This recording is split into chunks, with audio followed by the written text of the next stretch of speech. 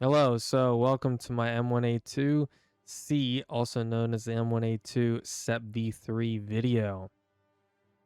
So this is an American Abrams, and it is coming in the next patch of the Heavy Cavalry update for War Thunder. So it features a more advanced turret face. The transmissions across all the Abrams have been upgraded, and looking at the modifications here, we can see that still retains the tusk package, although you can get rid of it completely on the sides. It comes equipped with a camouflage net that has a lot of coverage when you have the tusk package off, and still quite a lot of coverage when you have the tusk package on. So, taking a look at the tank without the tusk package and without the camouflage net on right now, we can see that the armor for the hull remains the same for the weld lines across all the Abrams. So the as of the first implementation of the dev server, the hull armor has not changed. In fact, if we look at a protection analysis, and we'll just use a very strong round here, I think that would be probably the most appropriate type situation. So for one, let's look at the turret armor. The turret armor is absurdly strong now. The weak side of the turret's up to 800 millimeters thick, and the strong side of the turret armor is 700 or 870, which is a lot. So pretty insane. I mean, the whole armor has not changed though, like I said. Comment below what you guys think about that. I know many people are upset about that. Yeah. So just comment below and let me know what you guys think. So 63 tons is the weight of the M1A2C without the tusk package. With the tusk package on, it goes up to 66 tons, which is actually less than the SEP V2. It's also worth noting that the tank has the same 66 millimeter smoke grenades found on the M1A2 standard and the M1A2 SEP V1. So only the SEP V2 standard and not the, I believe not the Trophy HV here, gets the upgraded smoke grenades. So as you can see, these smoke grenades remain at 66 millimeters. I'm not sure if that will change in the future, but as of the making of this video, the only tank that has the upgraded smoke grenades, the 40 millimeter 30 round ammo count, is the SEP V2 standard. So just bear that in mind and take that as you will. So the round is both a bit of an upgrade and a bit of a downgrade compared to M1A2C, at least found on the first implementation of the dev server. So just keep that in mind again. Just going to iterate that again.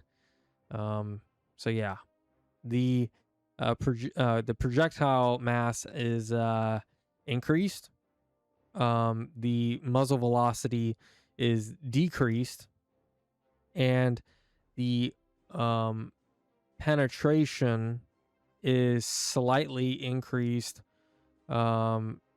when in comparison with the M829A2 shell. So this is definitely an interesting shell that will be coming into the game, because this shell actually has a steel tip. So it should be better at dealing with explosive reactive armor. It should be. Now, that's not to say it will be, but we'll have to wait and see. In fact, I'll show you why I say it isn't. Positions. No. Driver ready. Gunner ready. So, Loader ready. as of right now, the T90A with its Contact 5 actually defeats the M1A2C shell. So I want to make sure I get this right on the first shot. So yeah, basically it just doesn't go through. It gets absorbed by the T90A's armor.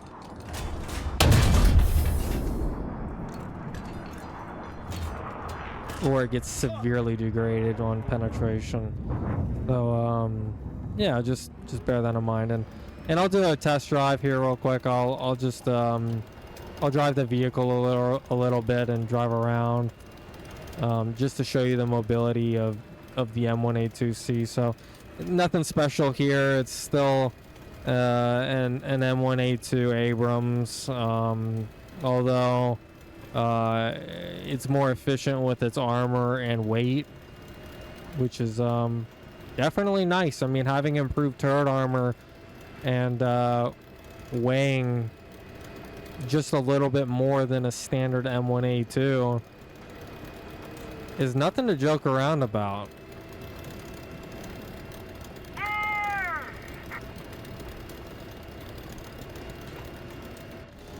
So looking at the commander's independent thermal viewer, we can see that the spare road wheel and the camouflage net does impact visibility with the M1A2C.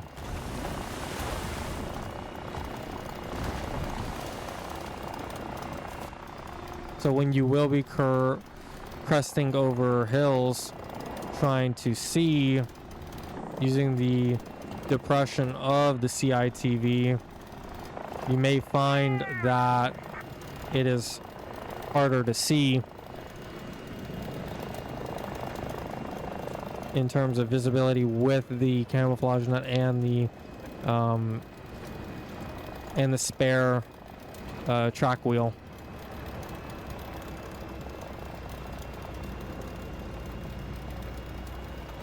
Yeah, nothing too special about the round as of yet, but that's not to say that something might change with the round. In fact, I feel like more than likely the round will be adjusted accordingly to a few things. I don't think it's completely finished, but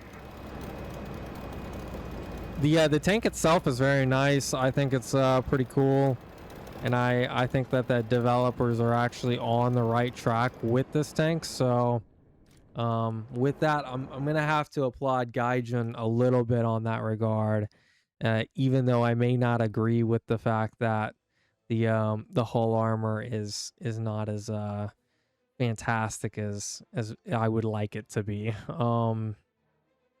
But I can't say that I'm gonna complain too much. It's nice to see some new vehicles in the game at top tier, and this is a good. I think that this is a good